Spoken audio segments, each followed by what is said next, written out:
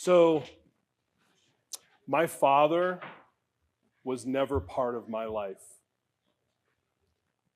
He chose to not be present in my life. And I know that that sounds sad. But I was raised by a single mother. And my mother worked really hard. If I think back, most of the time, my mother had at least 2 or 3 jobs at any given time while I was growing up. And that meant we didn't have a lot of time together. But when I was growing up, even though we didn't have a lot, we had enough.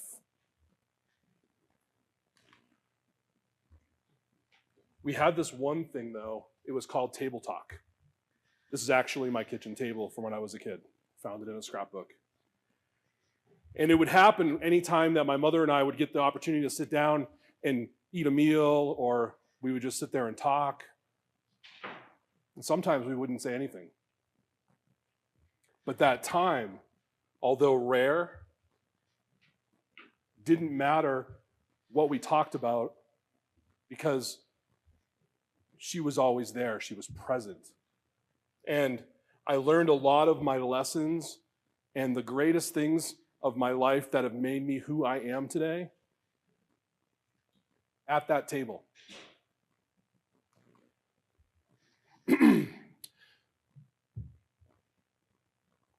My mother lost her battle with cancer in 2014.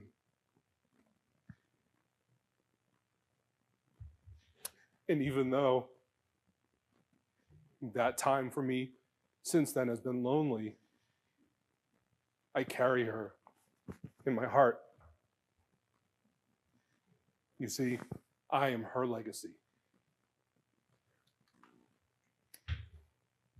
During these times together at the table, I remembered these 3 things that she would always say. She said them over and over and over again, and they just stuck with me. She would say, Craig, don't let the circumstances of your life become an excuse for the way things will turn out. She would say, always be 100% present. And probably most importantly, to be honest. To always do the things you say you're going to do, because your word is your bond. She would go on to teach me the importance of these 3 things for the rest of my life. Now, if I'm honest, I've certainly not been present 100% of the time when it comes to my businesses.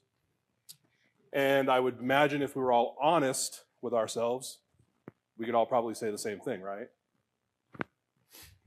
The truth is, I have made my share of excuses when it comes to business and to my personal life.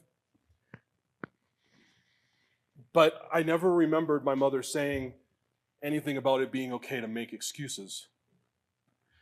But if I'm honest, I could tell you that I remember, even though quietly in my head, I was blaming my father for the way things were turning out in my life. I would say it's not fair. It's not fair. But I would just push it down. And I've done that my whole life.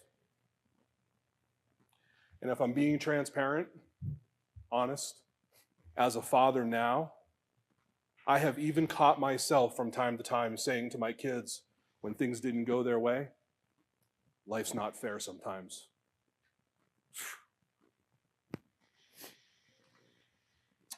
When I was 13 years old, I went to my mother and I said, can I have $20? I want to go to a movie with my friends. And my mother just looked at me and said, Craig, you know that we don't have extra money for things like that. But she was really observant and quick to notice how upset I was, but also to say, there's never an excuse. There's always a way. There's never an excuse. There's always a way. She said, Craig, there's lots of ways you can go make $20. So I was pretty frustrated, and I ran back to my room, and I cracked open the piggy bank, and I dumped out all the money in the world I had. It was about $4. And I went to the store, and I bought some white T-shirts. And I grabbed a bucket from the garage, and I ran down the street to what was at the time one of the first touchless car washes. You guys know, you go to the store now, they're everywhere, the gas station. And if you've ever been through one, you know that they still suck at blow drying your car completely dry. So I guess at 13, I saw this as an opportunity to be an entrepreneur. I said, what if a guy took some t-shirts and went and stood on the other side of that car wash and wiped the cars down for tips? So I ran down the hill. I went to the first car wash that was in my neighborhood. So this is like 1986. And I go to the owner of the place and I said, hey, do you mind if I stand outside the other side of your car wash and wipe cars down for tips? He just smiled at me. He said, sure, go ahead.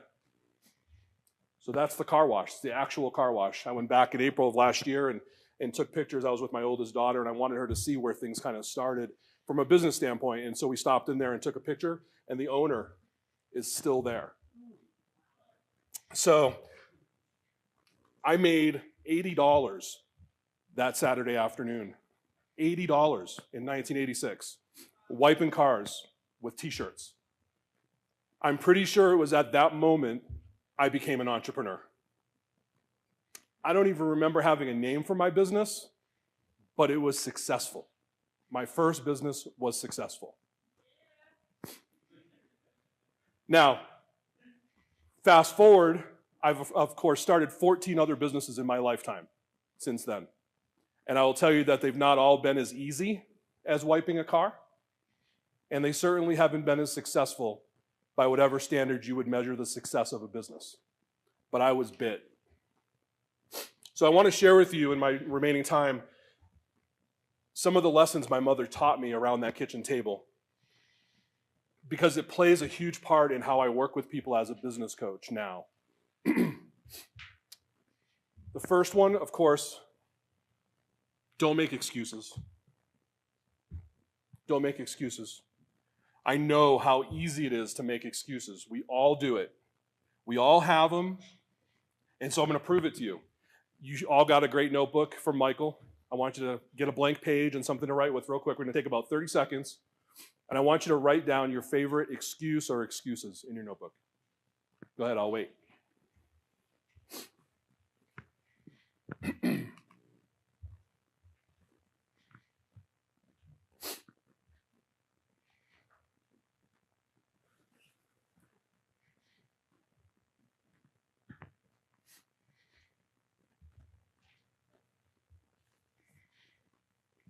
Everybody got one?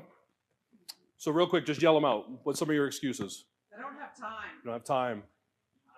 Tired. You don't have money. Distracted. Those are all great excuses. What's the one thing that's a common denominator of all those excuses, do you think?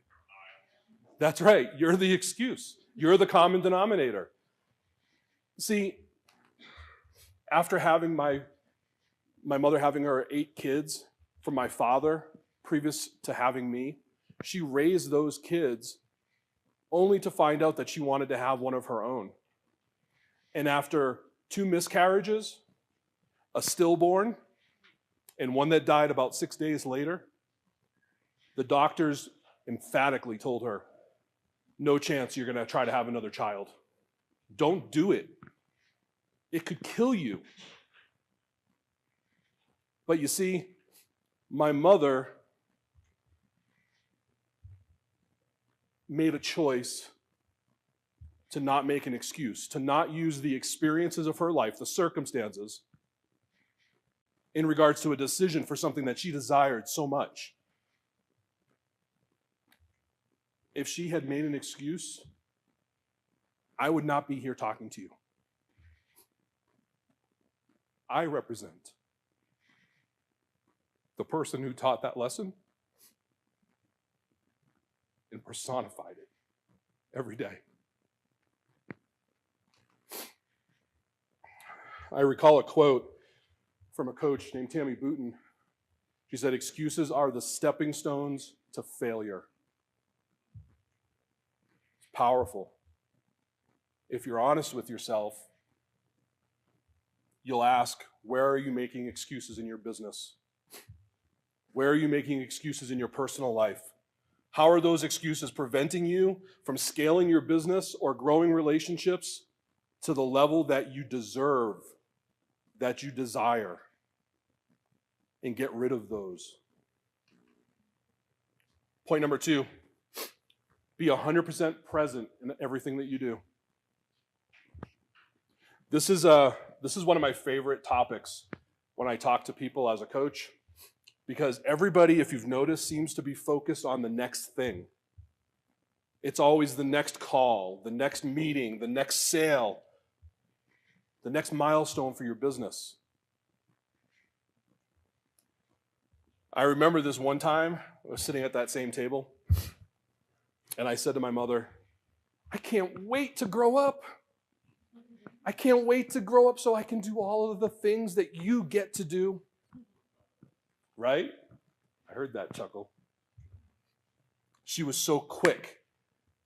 I said, slow down, mister. She said, don't be in such a hurry to grow up. Live in the moment. Take every day, day by day. Be present in what you're focused on right now. She said, they go by so fast. And even though I didn't believe her, she was right. When I think back to all those times at that table and we had those opportunities to sit, the one thing that stands out about my mother is that she was 100% present all the time. She didn't care what else was going on in the world. Michael talked about it in the beginning. Being unconditional means having those boundaries, having those things set so that you have those times. Guys, if my mother was still here, she could speak on that topic alone because she had those boundaries. She knew that when we were at that table, that was the most important thing.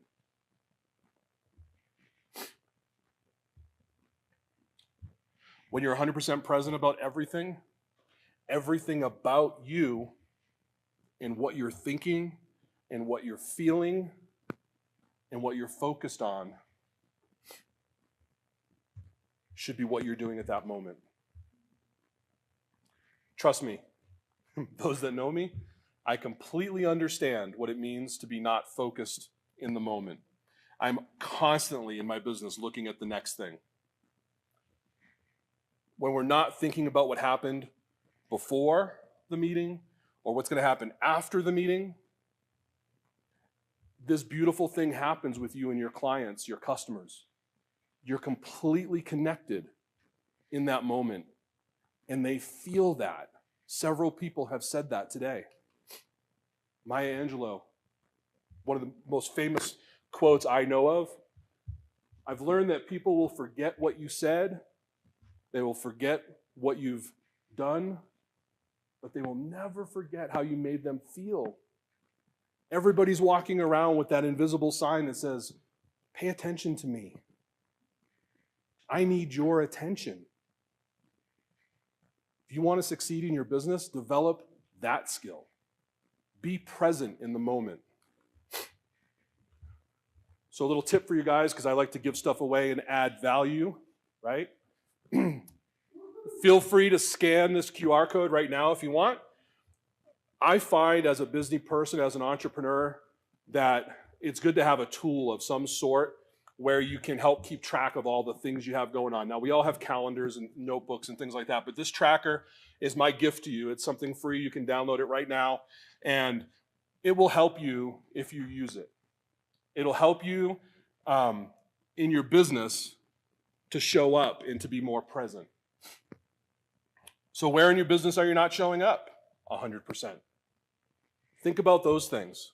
Look at your business, and where you're more present, what do you think that'll do to your sales activity?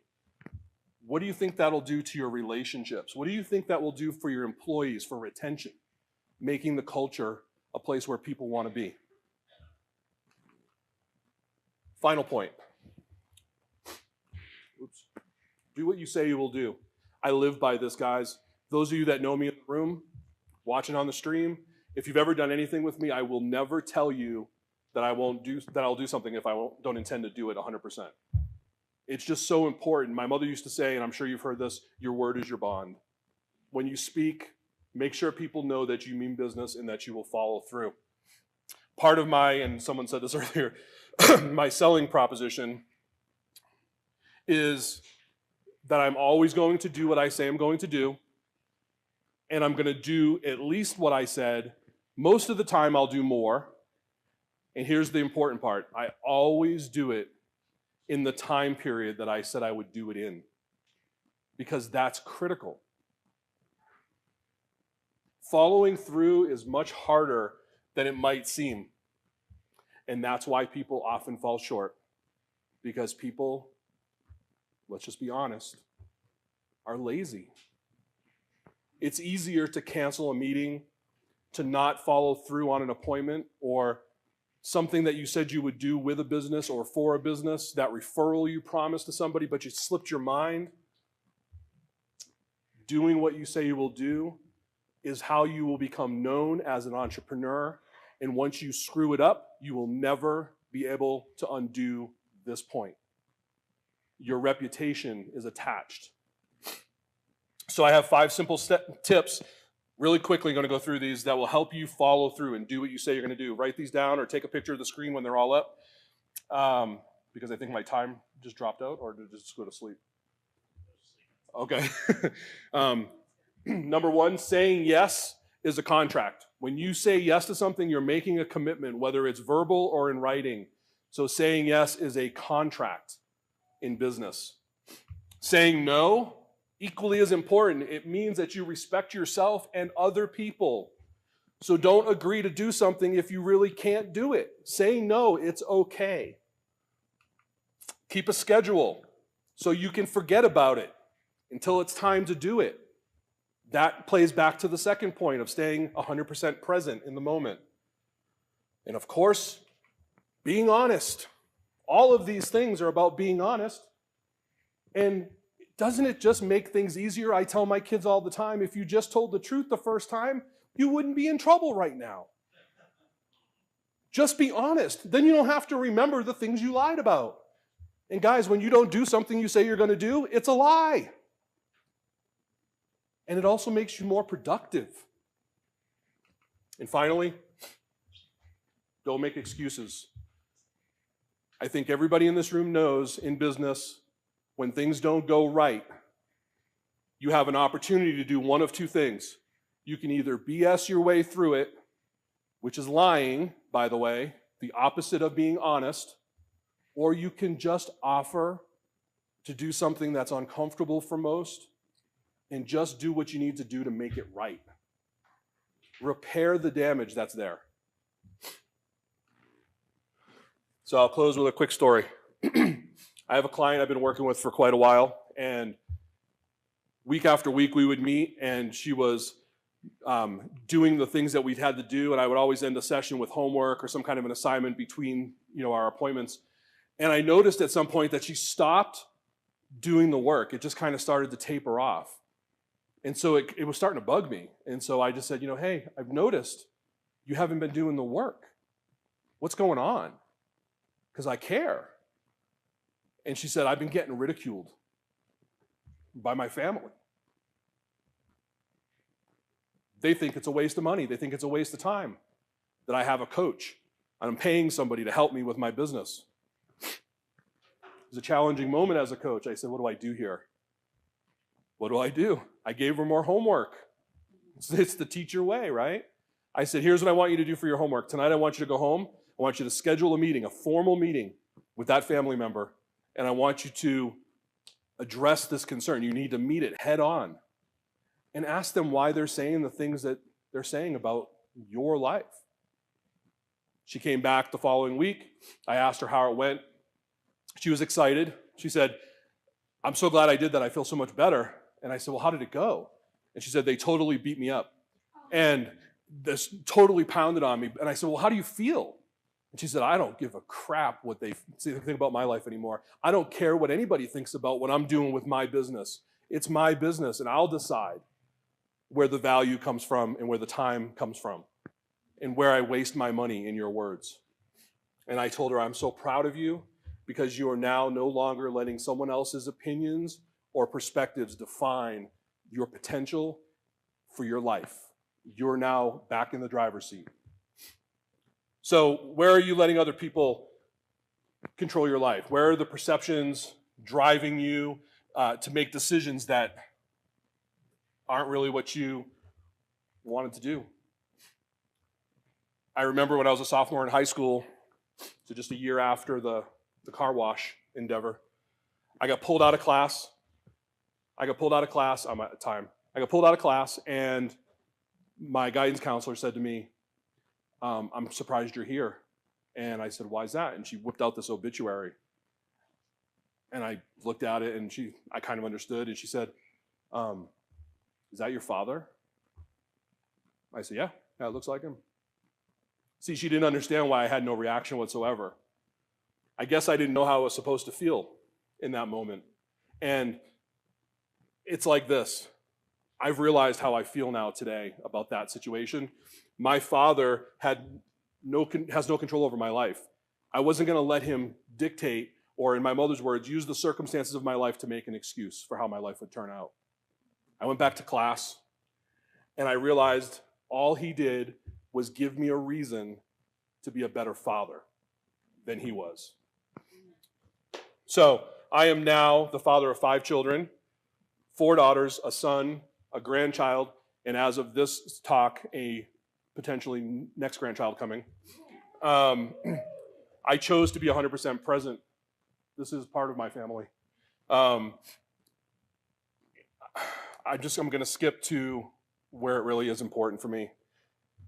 I didn't have a reference point as a father because I didn't have a father.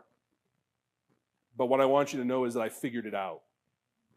You might be challenged with something in your business, and you can figure it out. You have the power inside you to change yourself.